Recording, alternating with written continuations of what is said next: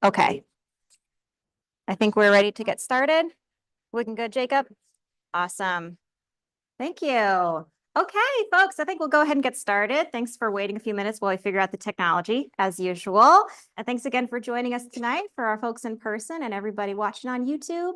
My name is May. I'm joined up here by my co-deputy director of the the Education History Division. Sorry, that's changed recently. Cambry Bayless, and our Director of Education History, Valerie Marvin. We're going to be talking about some myths and legends from the Capitol building tonight. And at the very end, we will get your questions. We'll save them for then, just because we have a lot of information to get through. So we want to kind of push through that, and we'll save some times to hear about your favorite Capitol myths. So if you've been in and around the Capitol for a little while, you've probably heard some of the stories that we're going to tell tonight. I think every building that has lasted as long as this one, which is 145 years now, it's going to collect some of these legends. I think this is just sort of part of how we as humans interact with our environments. We like stories. It's a big part of how we connect to each other. So maybe it's only natural that we try to use stories to connect to the people who have occupied our spaces in the past. However, some of these stories, of course, they're going to end up being more accurate than others. I mean, people were like fun, interesting facts, and we really like straightforward, easy answers to our questions. But history is rarely straightforward. More often than not, it is complicated, it's confusing, and it is always changing. There are probably things that I say every day on tours in this building that might be wrong someday. And that is okay when we make corrections, when we add new information, when we consider things from a different perspective. We are just retelling this Capitol story, and we're kind of keeping it alive in that way. So to get us started, I'm going to hand things off to Cambry to talk about some myths that even predate the Capitol building.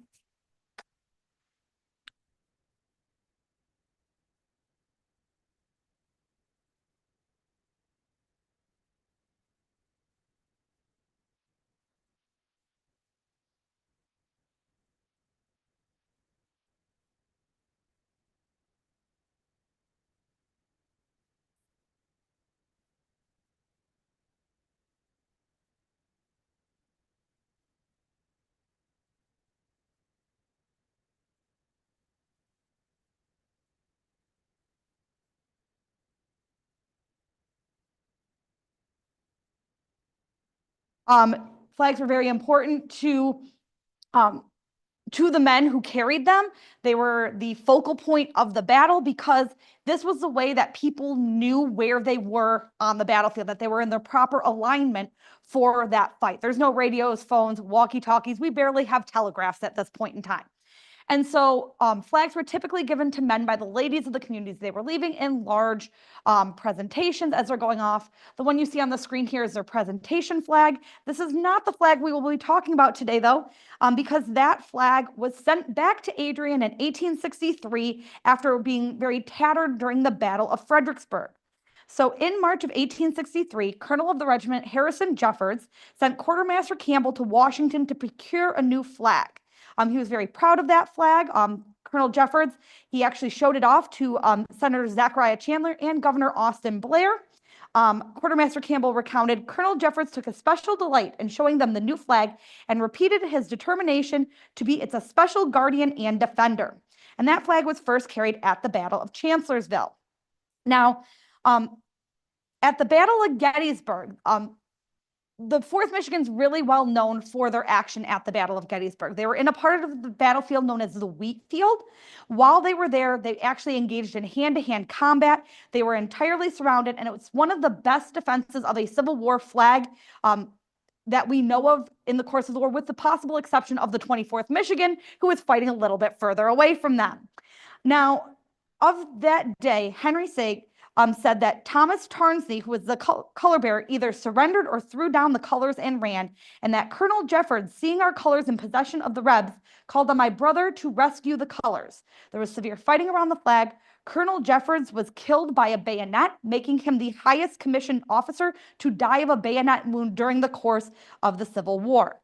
Now, the flag on the screen here is not the only flag of the 4th Michigan we have in our collection. We have 2 other national flags, SC 1190 and SC 1290. And where this myth legend comes in is there are some people that are convinced that one of these flags is that flag that the 4th Michigan carried at the Battle of Gettysburg. I can understand people wanted that flag to have survived. However, we have several firsthand accounts that say the flag did not make it off the field of battle that day. Sig said, in the fight, the colors were torn to shreds, what little remained. Quartermaster Campbell said, our flag was lost, said to have been torn to pieces in the general melee, and the Detroit Free Press recounted, it was found that we had lost the United States colors drawn from the government last winter. So despite what you might hear, the 4th Michigan's Gettysburg flag does not exist in the collection.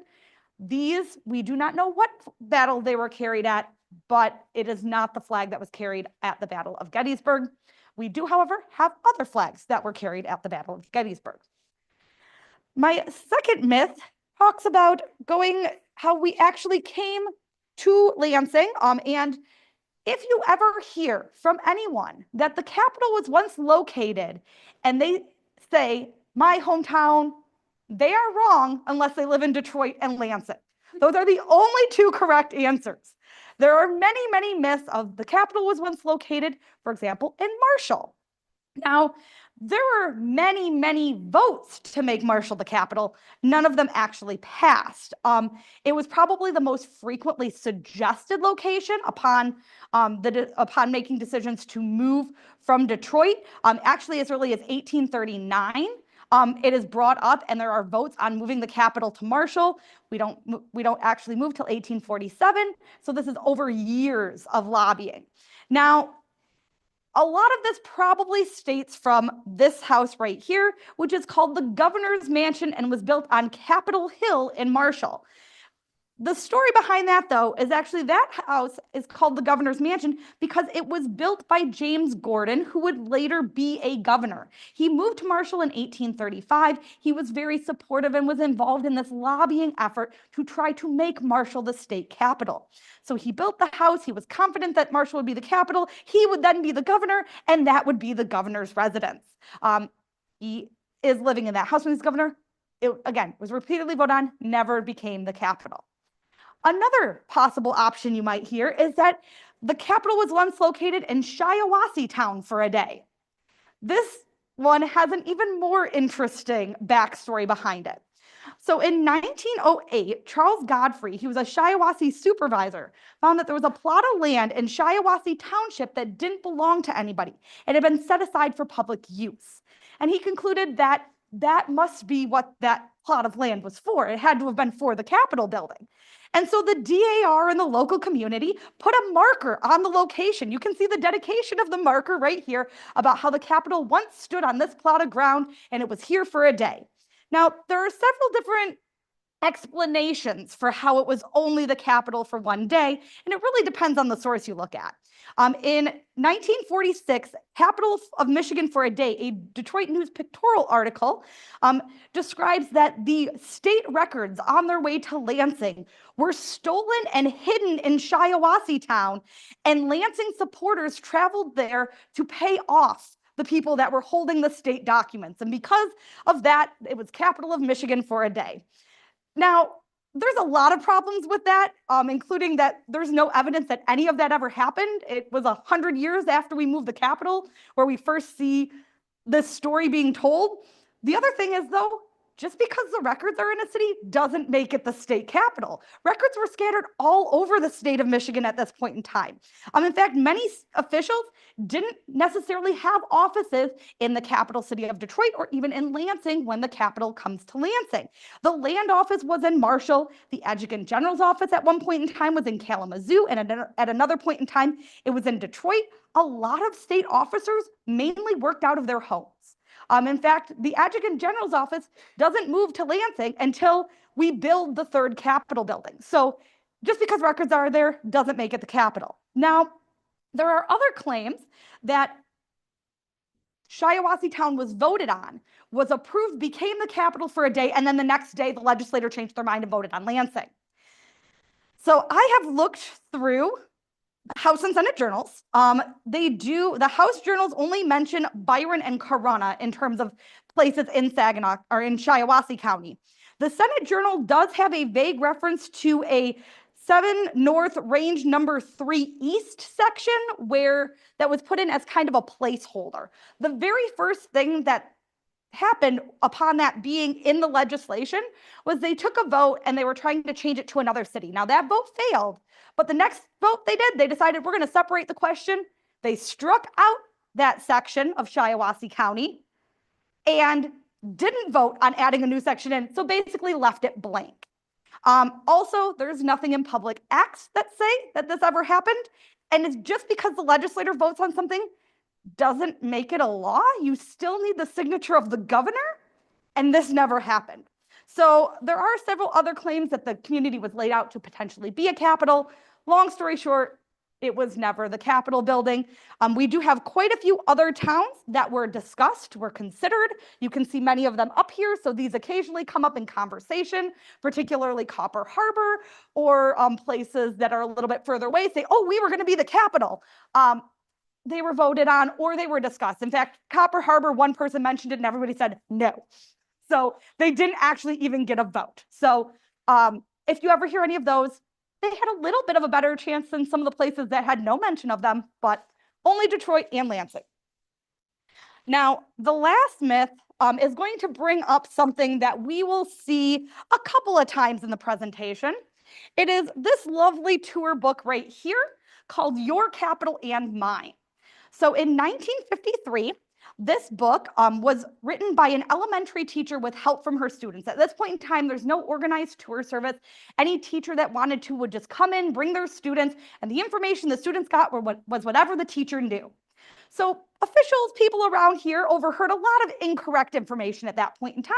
And when this teacher and her students decided to do some research and put down a book, the legislator endorsed it and helped fund it and printed copies of this to hand out to kind of help those school groups. Now, while done in very good and good intentions, and while the information was probably better than a lot of other sources, there are things we now know that to be not true from this book. But because it was used for so long, generations and generations of people believe some of the things that this book said. One of the most pervasive myths is that there were once stables in the Capitol building. You can see here the quote, "When night came, Mr. Appleyard stabled the horses on the ground of the new building. There were no other place for them. The story that our Capitol was once used as a stables is true. It was a stables during the 8-year building period. Jim Edmonds knew this, for he, as a small boy, climbed the board fence surrounding the Capitol day after day on his way to and from the Union School just to see what was going on down there." Now, few things to bring up about this. They used the memory of a small boy from Lansing in 1871.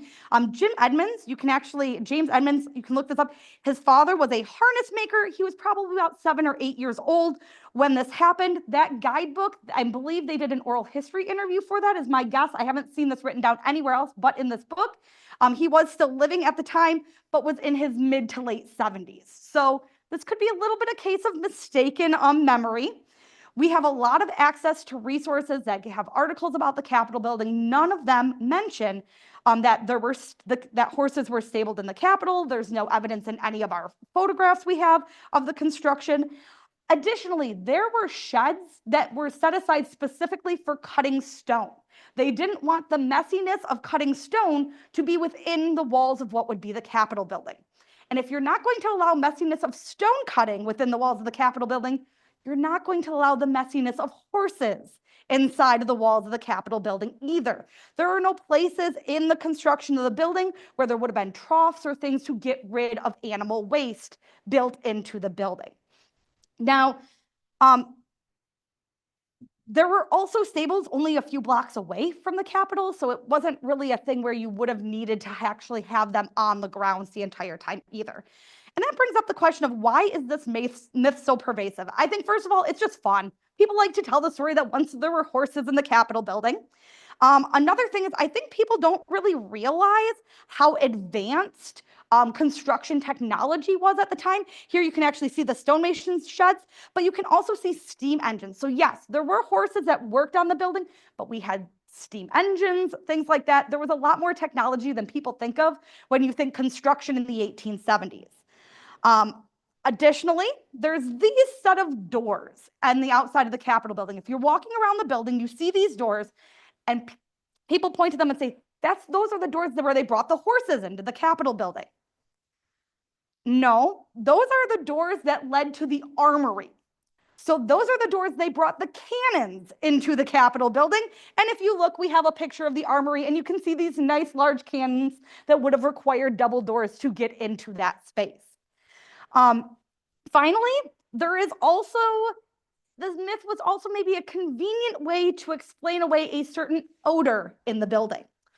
The Capitol building was built, had indoor plumbing. The pipes were made out of wood. So they absorbed a certain smell over time. And actually, Valerie just went out and spoke with the former director of the tour service, Cherry Charkov, who was here for years and years. And she told a story about one of the maintenance guys taking her down during the restoration and showing her one of these original wooden pipes, pulling out a pen and sticking a pen partway through the pipe. It had gone so soft.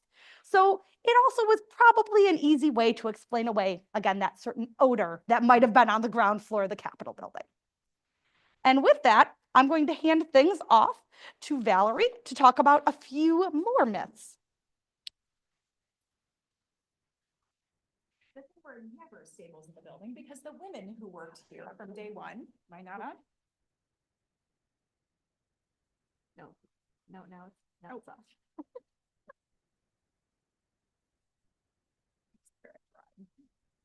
Okay, how's that? Yes? No, maybe?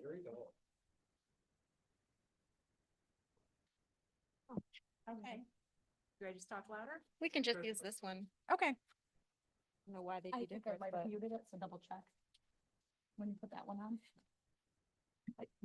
Oh, can you see if it's muted? how are we doing? Sorry, old person problems. So I think another reason that we can say there were no stables ever in the building is because the women who worked here would not allow it. And this brings me to one of my myths that I am desperate to eradicate. I give talks about the Capitol all over the state. And one of those talks begins by asking people, how many women do you think worked in our current Capitol when it opened in 1879? And it does not matter where I am in the state, I get the same answer over and over and over again, which is 0. Because this is what we picture when we picture government in the Gilded Age. A nice robber baron who's been elected to office and, after a long day of work is ready to go out for a night at the opera. It is true that this man does have a portrait in the building. Ironically, he never worked in this Capitol, though. This is a portrait of a U.S. senator. And back in the days when U.S. senators were elected by state legislatures, they would give us their portraits so we could remember who everyone was indebted to, if you will, for certain federal favors. We also tend to think that women did not appear in the building until after suffrage. Now, it is true that women start appearing in elected office in 1921. In 1920, the people of Grand Rapids elect Eva McCall Hamilton to represent them in the state Senate. She becomes the first woman legislator in Michigan. And there were, of course, plenty of women around earlier in the form of spouses. Here we have a postcard that is just identified as house ladies, meaning wives, from about 1911. And it is true that there was a whole social culture around the wives of legislators. They would have clubs that they would form when they were in town, because this is at a time when many legislators are going to be taking an apartment or taking a suite in a hotel. They are staying here 5 days a week at least. Some of them will just move to Lansing for a few months. They'll even bring the kids and enroll them in Lansing schools at this time. There was a big to-do at one point in time about whether or not they had to pay school taxes because they were using the Lansing schools for brief periods. And there was a court case and all of this. But the truth is, there were a lot of women, not only in our current building, but actually in the previous Capitol as well. And now, for those of you who are regular attendees, we bring you the Harriet Tenney moment of the evening. For those of you who are first-time attendees, this is my favorite Capitol figure. The running joke is if Valerie gives a talk, she will somehow work Harriet Tenney into it. So the reason I'm obsessed with Harriet Tenney is because she was the first woman in Michigan's government. Now, she started unofficially in 1859 when her husband, J.E. Tenney, is appointed state librarian. And it is true that the wives, sisters, daughters, family members of men worked in the Capitol assisting them all the way back to Detroit. We know, for example, that our first governor, Stevens Thompson Mason, was often assisted by his sister Emily, who would help him write speeches and would serve as his hostess at official events. So it is not news that Mrs. Tenney is going to be working alongside her husband in the library. When it becomes remarkable is 10 years later in 1869, when her husband has gone off to another gig and is not seeking reappointment, when she has the audacity to write the governor a letter asking for the job herself. And the governor, one Henry Baldwin of Detroit, does it. He gives her the job. He appoints her state librarian, which is the historical equivalent of a state officer or a State Department director.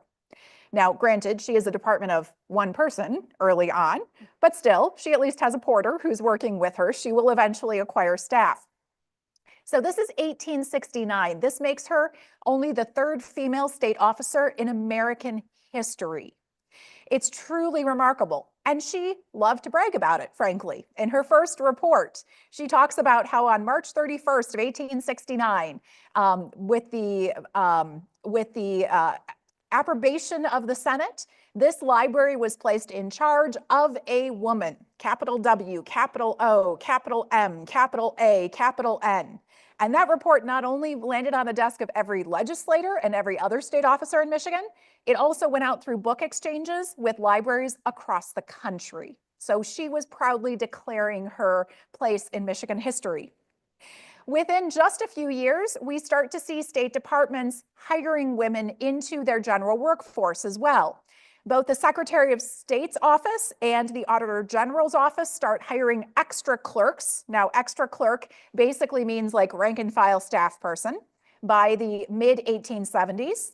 The House and Senate are also hiring women to serve as extra engrossing clerks. Now, our guess is this was probably after session was done.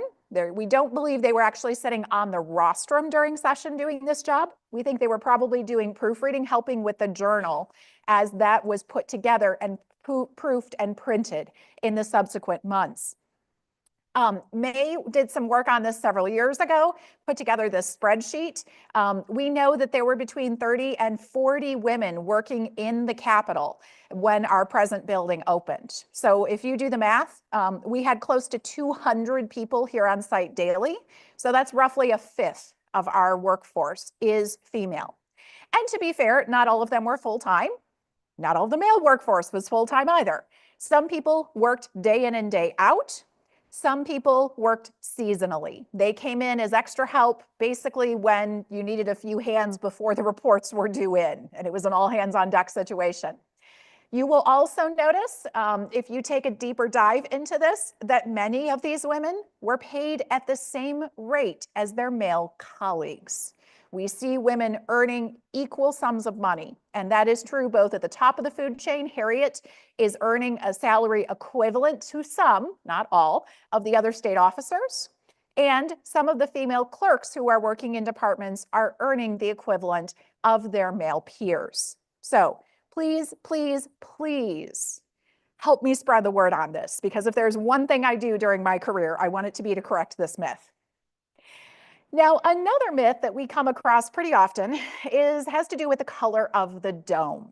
Now, if you know your Capitol history, you know we've had at least a couple different dome colors, but inevitably, at least once a year, I have some very nice person, could be a staff person, could just be somebody who's out and about antiquing that I know, contact me very excitedly on a Monday morning that they found this really awesome postcard at such and such a place. And did you know the dome was once blue? Well, not so much. If you know anything about colored postcards from the early 20th century, you know that the colors on them are not necessarily accurate. Many of these postcards were colored by people living in other countries. A lot of these early ones were actually printed in Germany. And there was a desire to make things look pretty, not necessarily to make them look accurate. And if you go through our postcard collection, which I love this one that very helpfully says front of the Capitol on it, you will see gold domes. You will see pink domes. There's green domes. This is one of my favorite green dome cards. But the truth is, if we go back to the early days, the dome was painted the same color as the building. See, Elijah Myers did not want you to know that was a metal dome, because metal domes were a lot easier to put together than masonry domes. He wanted everyone to think this was still a good old masonry dome that frankly required more sophisticated engineering. So in his specifications, he talked about how it should be painted to match the sandstone. The idea being that from a distance, maybe even up close, you just think it's all one piece together of the same materials. Now, of course, there are changes to that dome outside of color. Here we have one of my favorite Capitol views. This is the state Capitol at night. We started electrifying the Capitol building in the 1880s, but we didn't finish the project properly, officially, until 1905, when we decided to put roughly 800 light bulbs on the exterior of the dome. Capitals loved light bulbs when they were brand new, until they figured out that some poor fool had to replace all of these light bulbs all the time. So we used this lighting system, which was known affectionately as the bird cage to people in Lansing. We used this into the late 1940s. And around that same time, 1947, 48, somewhere in there, we repaint the dome white. In part because when we got rid of the light bulbs, there was a desire to make it really bright by putting floodlights on it. And don't you just want to shine and glisten at night? And you're not going to get that nice reflection off kind of a tan paint. Now, it is a little confusing to me as to how this worked. I have seen some evidence that it was initially painted white in 1947. When they installed new lights, and the new lights were so bright, then a few years later, they actually painted it a slightly more gray shade of white because it was so obnoxiously glary. So it was announced that it had just been repainted and relit again in 1953. So it could have been one of those things that happened and people went, oh, this was not such a good idea, and then decided to backpedal a little bit. And of course, this is a reminder that the dome has been repainted many times. The dome is metal. We live in Michigan. That's not necessarily a healthy combination. And every 15, 20, maybe 30 years, if we're really poor, we put up scaffolding and we paint it because we have to keep painting it or it's going to rust. And that is a very big problem. Here we can see the lack of safety equipment that was apparently still considered okay in 1982. And every time it is painted, somebody takes some great photos. There's actually one photo even, which I should have put in here but forgot about, where there was a gold primer that was put on the dome at one point in time. So I've had people also show me that and be like, did you know the dome was gold? They painted it gold. No, it was just a primer. It wasn't the finished color. There's also wildly different speculations as to how many coats of paint have built up on it over the years and how often it's been stripped. This explodes in 1989 during the Capitol's restoration, when we are talking about restoring the exterior of the building. As part of this project, Dick Frank, our preservation architect, put his foot in his mouth with the press one day when he made a comment about how the dome should really be gray. Nobody likes a gray Capitol dome. Now, first of all, I will pick the bone that I don't think the building is gray, but if my relationship at home with my husband is of any evidence, I may not see color as other people do, because he and I can never agree on what's green and what's blue. What happens though is literally this becomes front page news. And everybody goes nuts because they have only ever remembered a white dome. So the dome must have been white in perpetuity. And this know-it-all architect from out of town has come in and has told us the dome is going to be gray and he's going to destroy who we are as a result. This turns into quite the controversy and starts bringing up all kinds of other well-meaning comments that are completely inaccurate, like this letter to the editor from a gentleman living in Okemos who says, no, we should gild it. Because Elijah Myers wanted gold leaf on the Colorado Capitol, which, by the way, the gold leaf on the Colorado Capitol happened years after Elijah Myers was fired from that job. That was not his idea at all. we should have a gold dome in Lansing. We should gild the whole thing. And because this controversy lasted into the Christmas season, the old newsboys, Lansing Stale Journal for 1989, decided that we needed a peppermint striped dome, thanks to East Lansing's art czars who were going to paint half of it red. There was also an ongoing lobbying effort by one particular person who thought the dome should be either lit or painted red, white, and blue at one point in time. Eventually, it got to the point a year later, in the fall of 1980, we are still dealing, or excuse me, 1990, we are still dealing with this issue. And here we have a press release because, of course, what do we do in government when we're dealing with an issue for a long term? We keep putting out press releases. So this is one that talks about how the dome was only white recently. It coincided with this relighting project. We're really not going to paint it gray. The color that Mr. Frank suggested was buff. Now, when I was out in California with Carrie, she also brought up this thing, and she talked about how you have to be very vague sometimes when you talk about color, and sometimes suggesting something that we don't have a real instant trigger for in our mind can be helpful. So someone decided buff was much more vague and helpful than gray. Given the number of puns I have seen about a buff capital or the capital going into the buff, I'm not sure that was a wise choice either, but there we are. Anyway, what did we end up doing? Well, we kind of decided to meet in the middle. The dome was not repainted white. It was not repainted to match the building. It was repainted this color, which was kind of halfway in between. And, you know, compromise. Everybody wins something, but nobody's really happy. We were reminded of this in 2015 as we were getting ready to paint the dome again, and suddenly panicked because we couldn't find the paint code for what the proper color was. And thank God, Carrie had this stashed away. It had been literally up in the attic above one of the chambers at one point in our old decorative painter stash. And so this became the color. Now, there are some people who feel that every time we paint it, maybe we should just go a shade darker. And, you know, eventually we'll get back to matching the building. But by that point, by the time it happens, nobody's going to be alive who remembers the white dome. Personally, I'm a member of that team. I was not high enough up on the totem pole at this point in time to weigh in, though. So it's now the color that it was during the restoration. And I guess if there is a comfort in all of this, it is remembering that people have an affection for this building and they really love it. They feel an affinity for certain things and want it to be as they know it. But this brings about complications.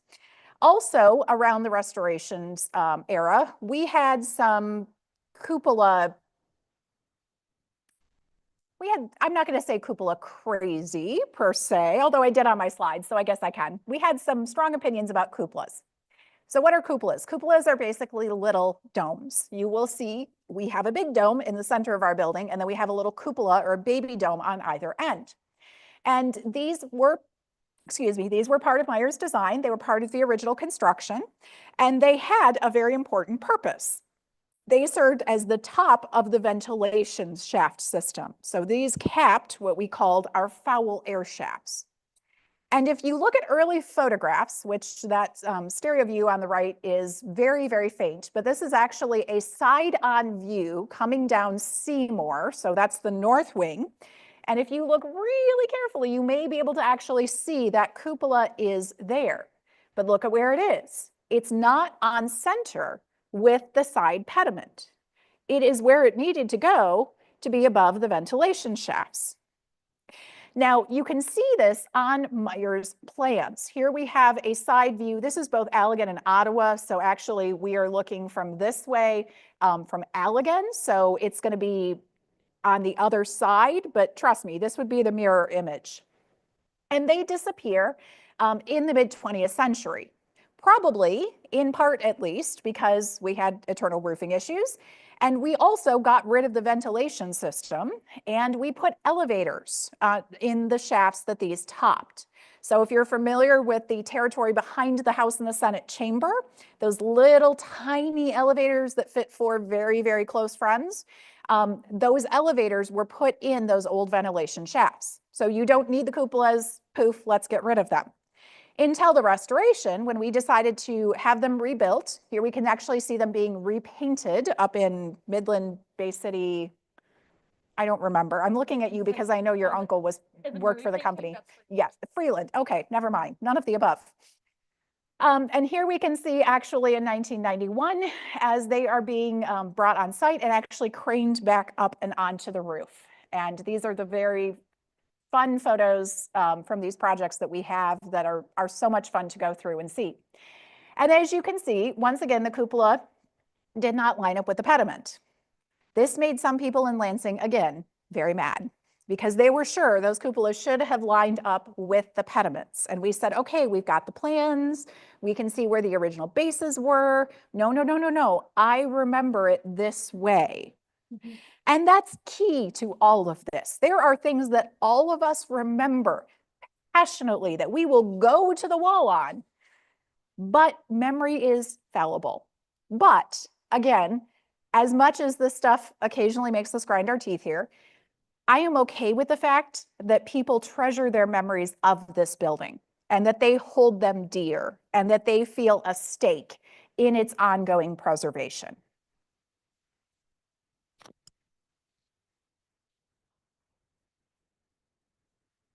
Okay. So as a few different myths, as Valerie was saying, kind of offer proof of how excited people are about the Capitol and different aspects of the Capitol building. One thing that I found was interesting when I first started working here, people are obsessed with chandeliers in this building, specifically the Michigan chandeliers, so called because they have the little elk and the little shield shape with the Tui Boer motto, the I will defend message from our state coat of arms. People just find these fascinating. And evidently they have found them fascinating for a long time because there are several sort of misconceptions that have developed around them. Specifically, the idea that these are made out of Michigan copper by the Tiffany Company of New York. I suspect this is sort of a case of assumptions turning into facts over the years just by looking at these. They are metal chandeliers and they are copperish colored. And in the 1870s, Michigan was one of the leading producers of copper in the country. I found sources that say that the Calumet Hecla Company, which you can see the little map of here, produced over half of all the copper in the country at the time. So there's a lot of that coming out of Michigan. And by the mid-20th century, when this myth starts showing up, Tiffany chandeliers made by Louis Comfort Tiffany at the turn of the century are like really, really collectible. And there's a lot of them out and about in antique stores. So I can see someone looking at an old timey copperish chandelier and thinking like, yeah, that makes a lot of sense. And it's very like Michigan centric and it's kind of fun. So it's understandable if this gets repeated in lots of places. It is in Cambry's little Your Capital and Mine book. It also shows up in multiple iterations of tour manuals through the years and newspaper articles and all over. But as the restoration starts winding up in the late 1880s, there's an effort to, actually really study the building's history a little more carefully. And during that time, we find out that all probably of the chandeliers came from a company called Mitchell, Vance & Co. out of New York. We know that members of the State Building Commission traveled to New York to meet with people at the company, and they came back with a check or receipt for $8,000. So that seems like it's going to, pay for most of the things in the building. And the little elk and shield motif, these are repeated in different spots and different fixtures. They're not just in those corridor chandeliers, so it makes sense that they are all coming from the same place. Now, when we consider the actual design of these, people sometimes ask about why it's the elk and not the moose from the coat of arms. Who actually picked that out? Is it an elk or is it another kind of vaguely antlered animal? That is harder to say. We do have some Mitchell Vance catalogs that are still out and about from this time period, and they produced a lot of variety of fixtures, and they seem to be highly customizable. You could pick out the size of your chandelier, you could pick different glass globes to put on it, and different decorative elements and little figurines. So I have not found anything that is an exact match for our chandeliers, but I found some very similar elements. You can see this from their 1876 catalog. We can see a little like elk or a little stag figure, and their little elk heads on that bigger fixture in there. So these do seem to be things that, you know, features that were already sort of part of the Mitchell Vance repertoire. And if I had to guess, I would think that somebody from the company or maybe one of the building commissioners said it'd be nice to have some specialized lighting for the building somewhere. And Mitchell Vance said, well, hey, we can do you an elk, we'll do you a shield. How do you spell that word Tuibor again? We'll put it all together for you. It'll be great. And then they just had to put that figure on a, you know, a chandelier that they already had made. So they are not Tiffany chandeliers, but Mitchell & Vance chandeliers are still pretty fun. And to come to the second half of that myth, the idea of copper doesn't make a lot of sense for a chandelier as big as these are. These are about 400 pounds because it is such a soft metal. But ultimately, we only figure out what exactly these chandeliers are made of because one of them fell down. In 1964, there was some work going on in the house chamber on the second floor of the building. And this construction work somehow weakened the support for one of the chandeliers in the hallway below it in the first floor, and it fell. Luckily, no one was underneath it at the time. Unluckily, it disappeared, went into storage, and we don't really know what happened to it. So during the restoration, a replica had to get made.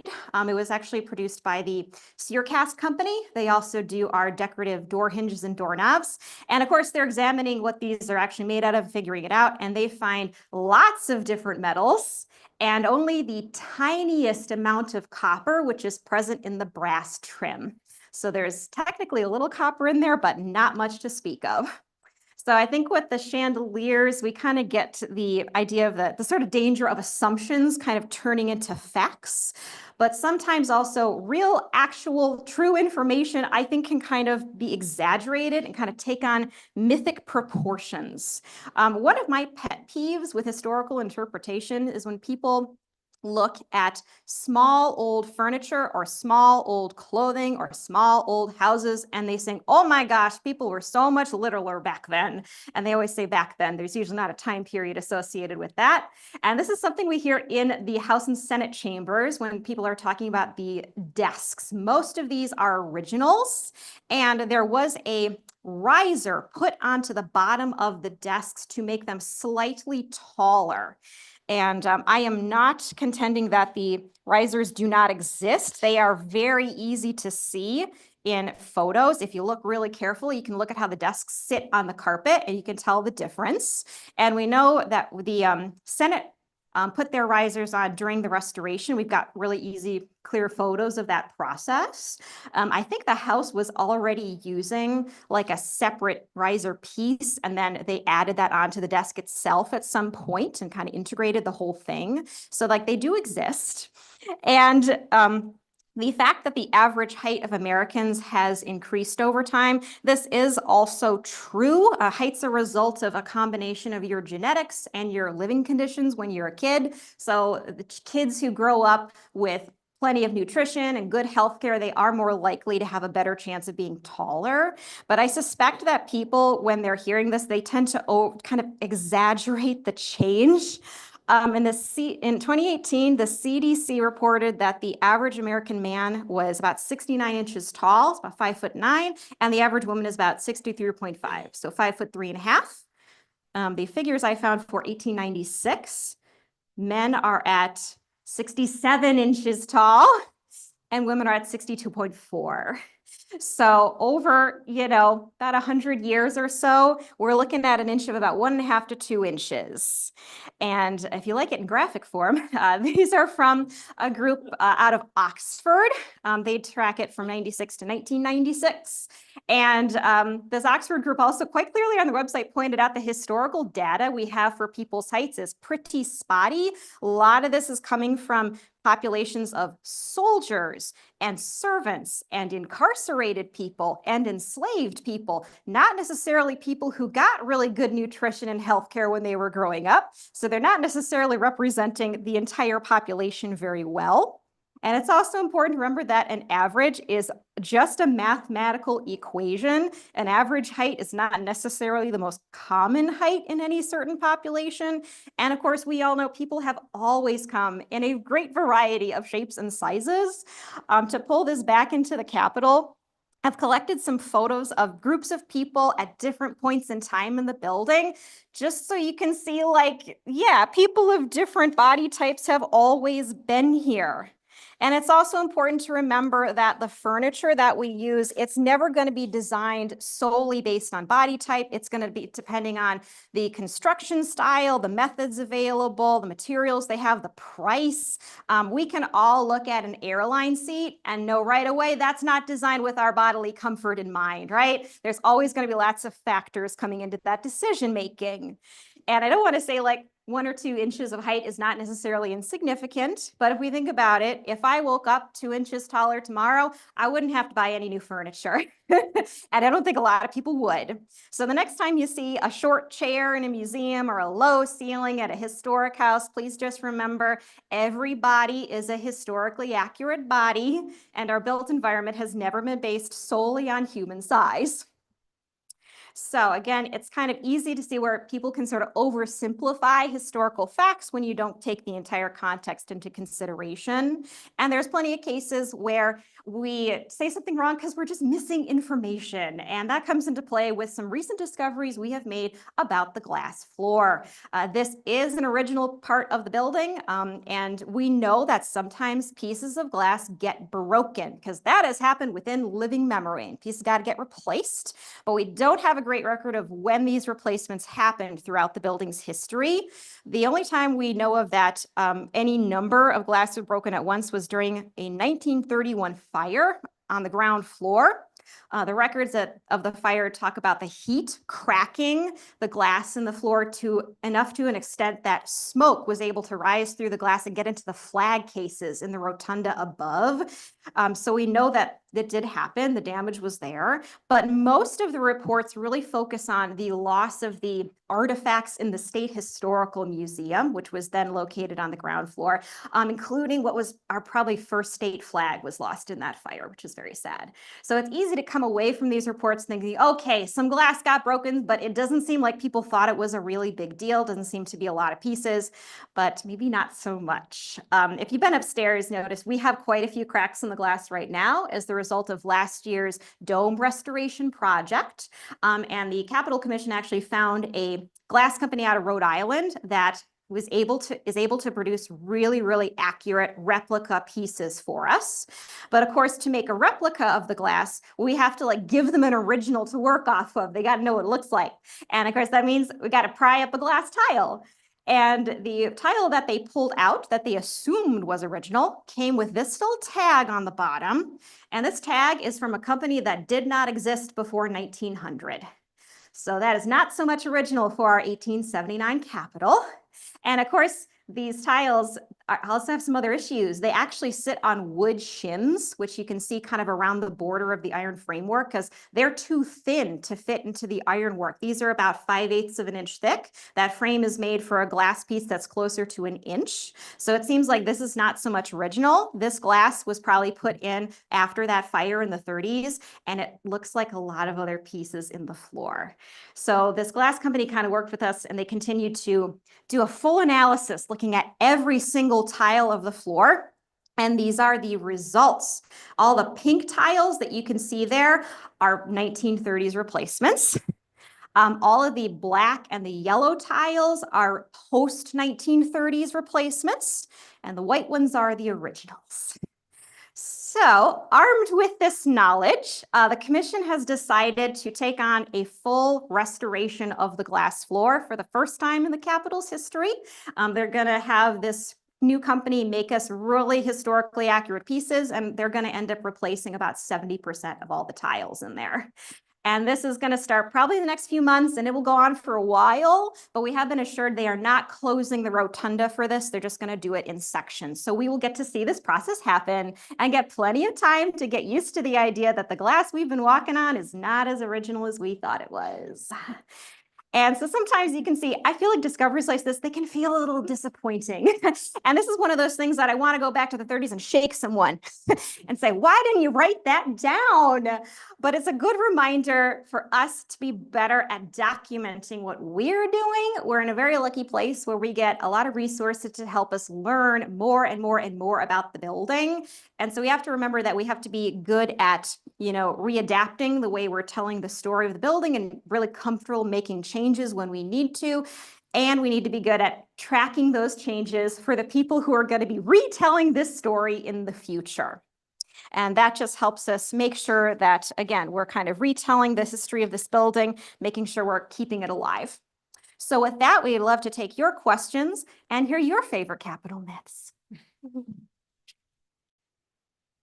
All right. Any questions? Yeah. Is the Capitol really haunted? Oh boy, Valerie loves this. Is the Capitol building haunted? Do you want to answer it? So that all depends on who you ask. Some people say yes, some people say no. My halfway answer is I like to think that everybody who works in the building kind of becomes part of it and maybe leaves a little piece of themselves behind. This is how I justify going upstairs and complaining to Harriet about things and talking to Eva and so on. Have I ever seen a ghost in the building? No. Sorry to disappoint you. We have, however, had some tragic deaths. And that's one reason we don't get into the ghost stuff with interpretation.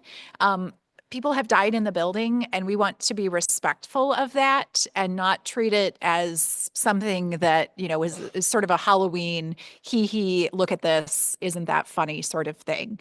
But, it is very much a habitual question. Any other questions or things you want to just know? Is it true or not? Kendall. Chandelier, the chandelier that you talked about that was replaced, Yes, the replacement chandelier. know where that is in the Capitol, or they're all mixed up and you don't know which one's which? Oh, so it's a little complicated. So the one that fell, that chandelier that fell disappeared, a replica got made. In the meantime, another chandelier had been removed from the lobby of the House chamber. This was during the overflooring because it was in the way of overfloors.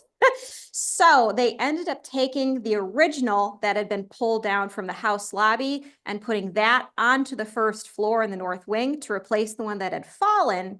And then the replica ended up going back up to outside the House lobby when the overfloor got pulled out. I think with the idea that just in case there was like a difference or a little flaw in the restoration, it wouldn't be sitting right next to an original chandelier for somebody to like go and point out.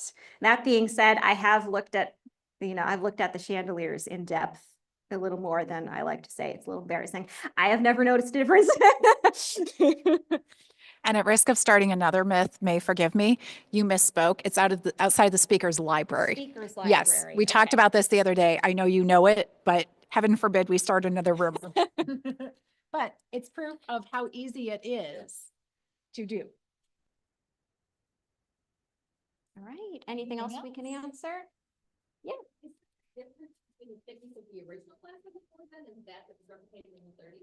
Yes, yeah. So is there a difference in the thickness of the glass at different times? There is. Yeah, the 1930s glass is thinner.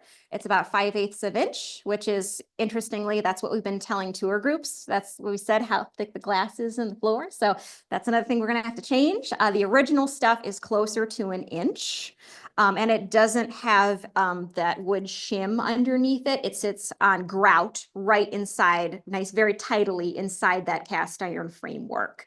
And we do have some pieces of glass in the collection. Those were located on the grounds, weren't they? Those shards. Yes. Yeah, we do have some original pieces, and you can tell that it is just by holding it in your hand. It's thicker than 5/8 of an inch. Yeah. Yeah. So the replacement, historically replacement glass is gonna be 5/8 or 1 inch? Yeah, the replacement glass, the replicas I put in, those will be an inch. Yeah, so they won't sit on any shims. And those shims are the kind of thing like, now that I've seen the photo, it's like, you can't unsee it. If you go up and look at the glass floor today, it'll be like, there's some wood under that one, there's some wood under that one, there's some wood. It's so obvious once you've seen it. Yeah, so the glass floor will look a little bit different probably. The color is also different on those pieces, and this sort of, they call them the chill marks, the kind of texture in the glass is a little bit different. So once it's complete, it'll be interesting to see what it looks like. Oh, to replace the glass? I have no idea what the cost is going to be on that. We have not heard of that yet. I think we might still be getting like a pricing estimate from the company. 5/8 glass tiles be on eBay? All right, is the 1930s glass going on eBay? Not if we can help it. I'm not sure what the plan is. Do you have a plan for the glass, Valerie? There's only a vague plan at this point. We will retain some pieces for our collection, of course, but I don't have room for 600 and some of them. So there's discussion about how they might turn into something else, but I'm not allowed to say more than that. So stay tuned. All right, anything else we could talk about? She heard there's a mystery stone in the east lawn. Oh, gosh. So, yeah, question virtually about the mystery stone sitting on the Capitol lawn. Do you want to answer that one, Valerie? Sure. So the mystery stone is actually a azimuth. So we have both no, that's the astronomical post. I'm sorry. There's the astronomical post, which is on the south side of the lawn. The azimuth is on the north side of the lawn. And these are both the east lawn. These were actually put on the grounds in 1875. They were part of a large surveying effort by the US government. These were basically markers that they could survey off of. And so when we used to have the surveying museum downtown, there were actually guys who would come in olden times dress and would set their old-fashioned survey up and would show how they worked. They have always been there. They actually go down quite deep. They were put often on the grounds of public buildings with the idea that we would hopefully not be, turning up the grounds here. We would not be rebuilding. They would not be disturbed. So they're not the only ones in the state. There are others on the properties of courthouses and city halls and other public sites. But they have often been just a source of confusion. So yes, known as the mystery stones for a long time.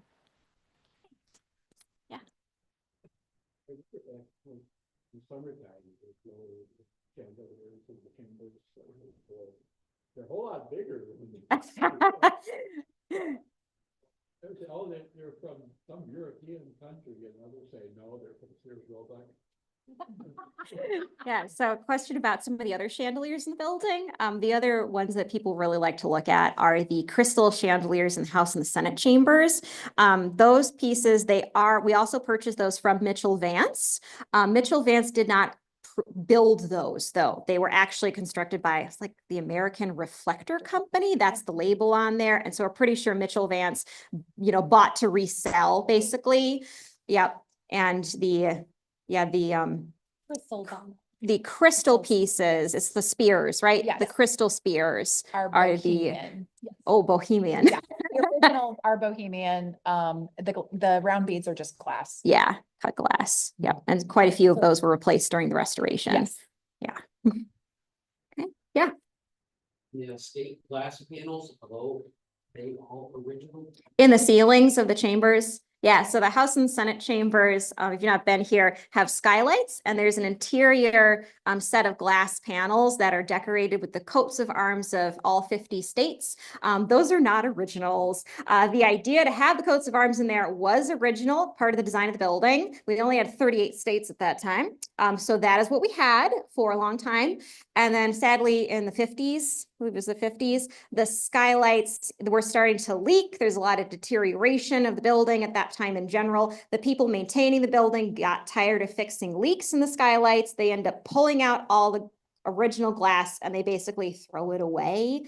There's a handful of original tiles from those skylights left in the hands of like private collectors that we know of, but it's not a complete collection. So during the restoration period, they decided to replicate all new pieces. And at that time, they updated the number of states too. So we do have all 50 now. All right. Anything else we can answer for you? Okay. All right. Well, thanks again so much for joining us for a little capital myth busting. We'll see you for some more programming next year.